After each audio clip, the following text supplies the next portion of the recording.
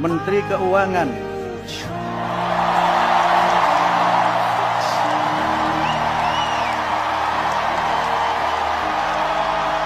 Menteri Keuangan,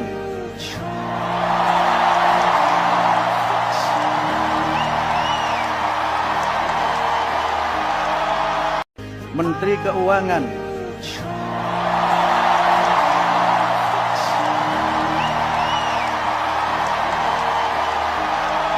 Saya tanggapannya dong soal Komisi 11 yang meminta Pak Pegawai juga mengomentari kementerian-kementerian lain. Ini kan juga salah satu tugas dari tengahnya. Saya nggak komentarin kementerian yang lain, sebodoh amat. Tapi gini, saya berkepentingan anggaran saya terserap. Kalau nggak diserap, saya ambil uangnya. Itu aja. Saya nggak komentarin kerja mereka. Harus ada pembahasan dengan Komisi 11 dulu.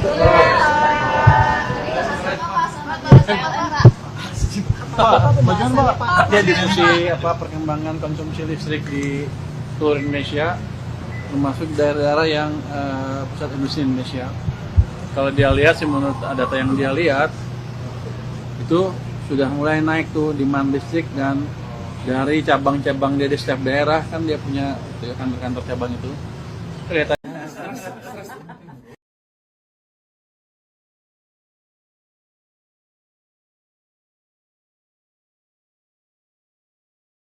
Saya nggak perlu dengan bisnis thrifting. Yang saya kendalikan adalah barang ilegal yang masuk ke Indonesia. Pak Purbaya, beberapa pedagang thrifting meminta thrifting untuk dilegalkan dan mereka berjanji untuk membayar pajak. Tanggapan Bapak? Tanggapan saya nggak perlu dengan bisnis thrifting. Yang saya kendalikan adalah barang ilegal yang masuk ke Indonesia. Saya akan membersihkan Indonesia dari barang-barang ilegal yang masuknya ilegal. Thrifting kan kalau barang bekas kan dilarang kan, sudah jelas itu ilegal. Jadi nggak ada hubungannya bayar pajak apa nggak bayar pajak, itu barang ilegal. Menurut Anda apa? Kalau saya menagih pajak dari ganja misalnya, apakah jadi barang jadi legal? Kan enggak. Kira-kira gitu Pak padanannya. Jadi itu utamanya ya. Tapi mereka bersedia untuk bayar pajak sekitar 10% gitu, itu gimana Pak? Bukan urusan saya, pokoknya masuk ilegal saya tangkap. Itu kan, kalau Anda lihat cerita apa Al Capone zaman dulu, impor apa dari Kanada ke Amerika? Alkohol kan. Apa alkoholnya beracun?